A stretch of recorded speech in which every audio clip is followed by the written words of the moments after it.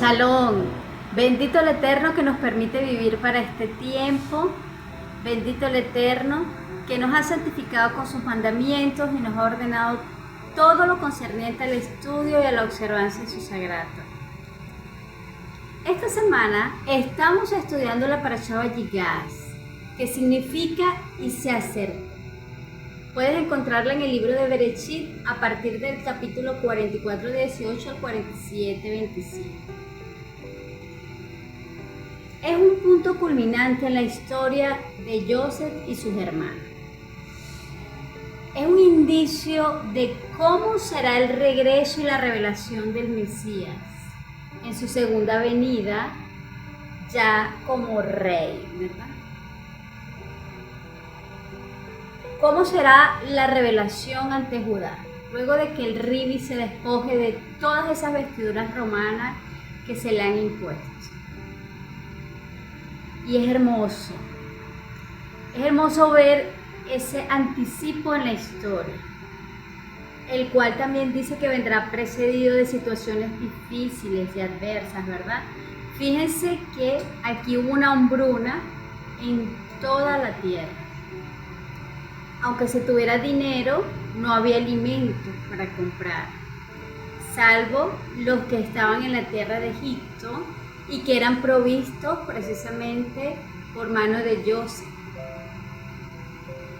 Esta porción inicia describiendo precisamente ese momento en el que Yehudá, el cuarto hijo de Jacob, se acerca a Yosef para defender a Benjamín, demostrando de esta manera una lealtad y un amor fraternal excepcional.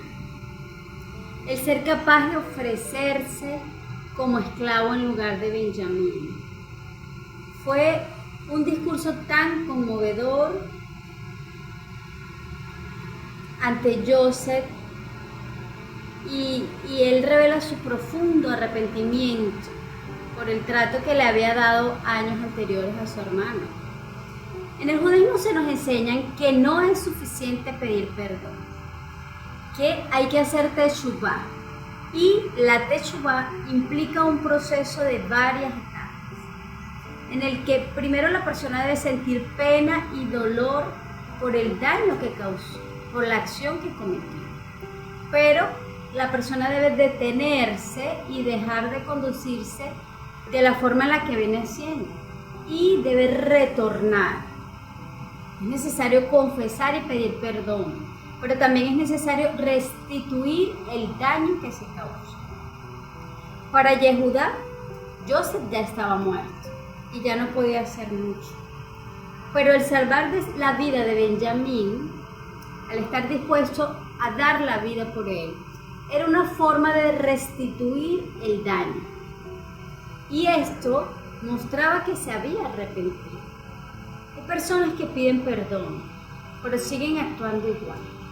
Eso no es teshuvá. La persona que quiere hacer tikkun y rectificar el mal que hizo, lo hace más que con las palabras, con las acciones. Vemos que Yosef es profundamente conmovido por el gesto que tuvo Yehudá y revela su identidad y perdona a sus hermanos. Les insta también a que ellos mismos se perdonen, ya que nada de lo que pasa en el mundo está fuera de la supervisión de Dios. Todos los acontecimientos, por más insignificantes e irrelevantes que parezcan, según el pensamiento humano, tienen un profundo significado dentro de lo que es el plan profético de Hashem.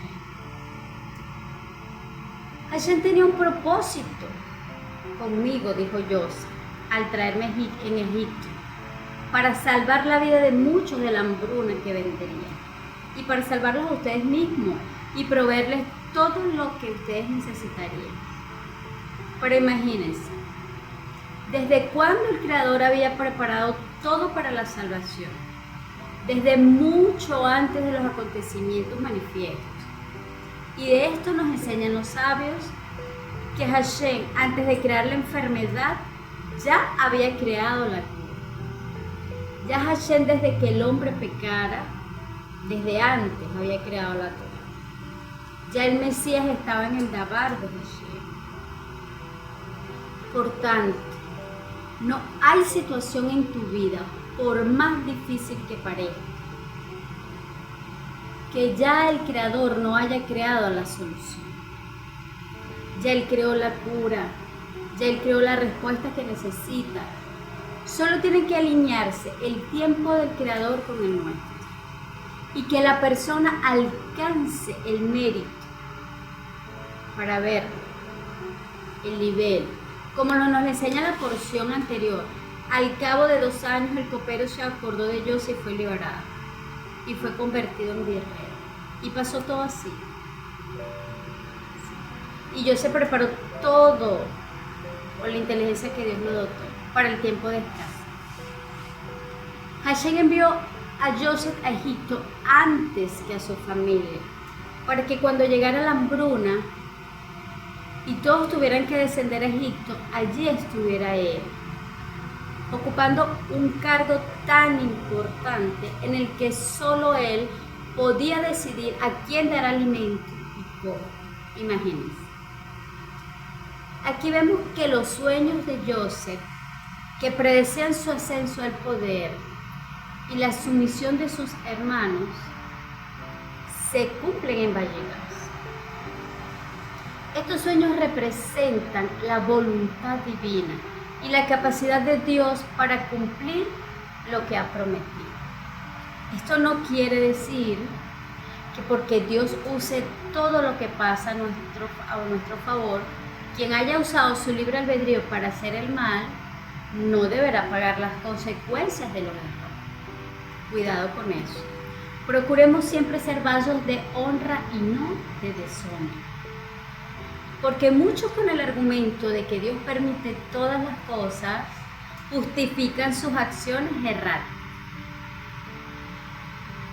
Sí es cierto que Dios permite que el hombre use su libre albedrío, pero Dios nos lleva a la gente a pecar.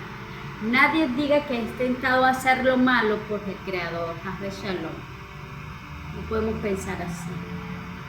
Porque cada uno es tentado por su propia concupiscencia. Imagínense, si Dios permitió que yo fuera infiel, Ganzule Toba. O si Dios permitiera que yo dañara a mi hermano por un propósito. No es así. No es así que se alinean esas expresiones. Y esto lo hemos explicado en otras oportunidades.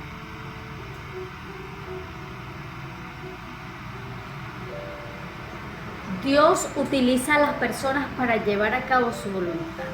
Para las cosas buenas, escoge a las personas que tienen buen proceder. Y para lo contrario, las personas malas. Cada uno conforme con lo que hay en el corazón y cómo usa su libre albedrío, será usado para tal o cual propósito. Tú decides.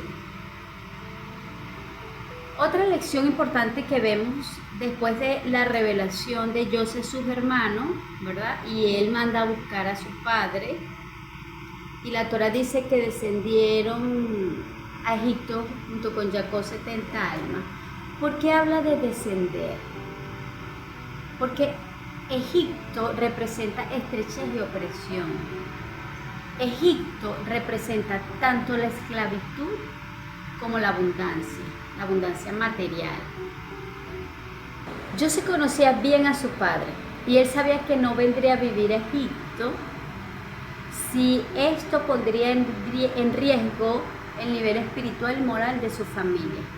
Jacob no aceptaría residir en la capital del reino o una gran ciudad, pues allí sus hijos y nietos terminarían asimilando el estilo de vida y las costumbres de esos modernos ciudadanos.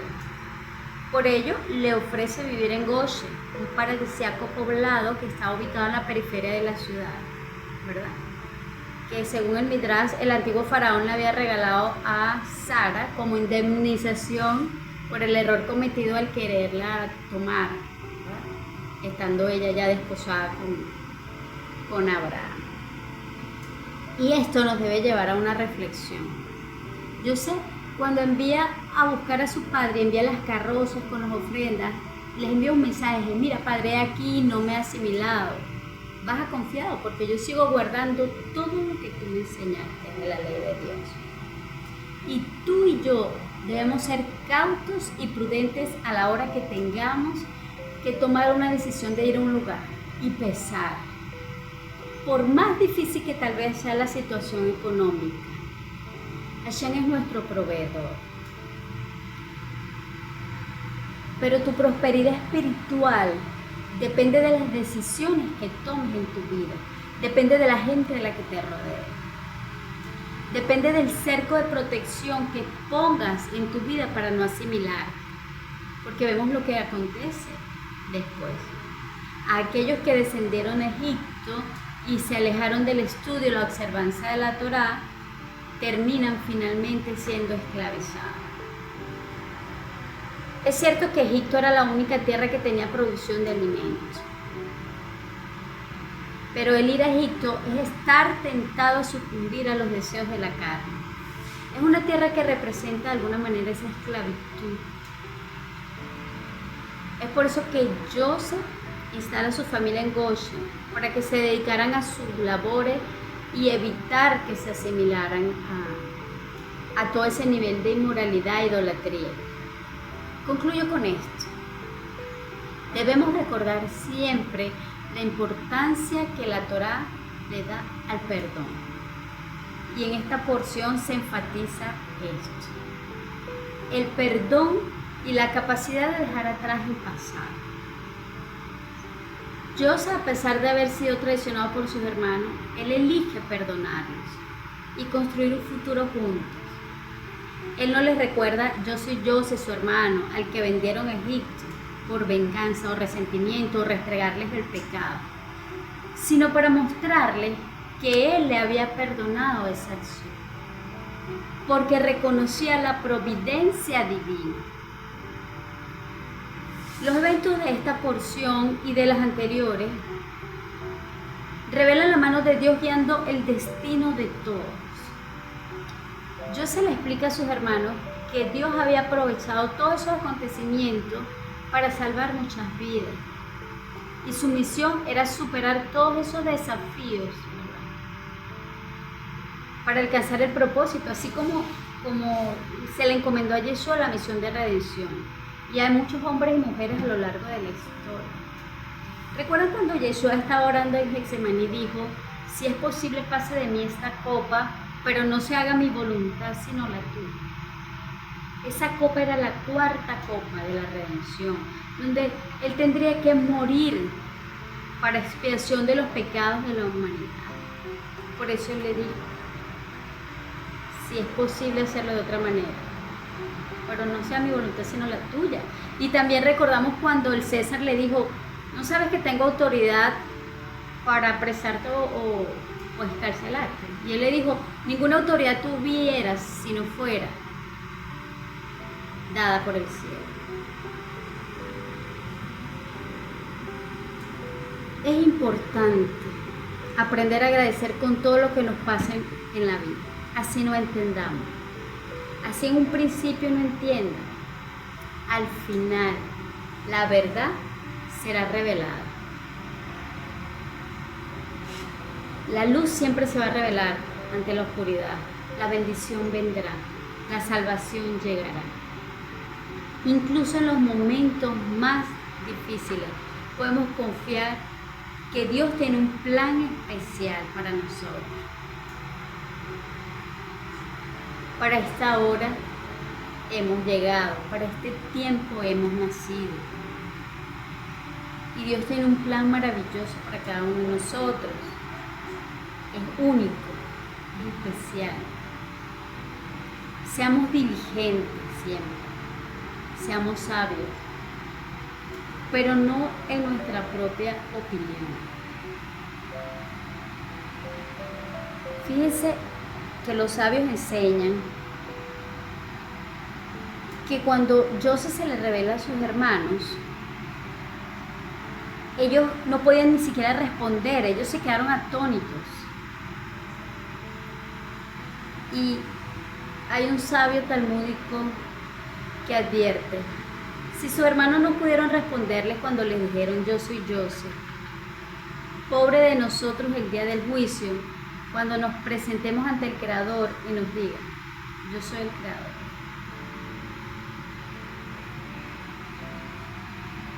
Y se preguntarán, pero la pregunta no es comparable, porque ellos habían vendido a Joseph, ¿verdad? ¿Acaso nosotros hemos hecho algo así con el Creador? Y estos sabios responden, sí. ¿Cuántas veces no hemos vendido a Dios?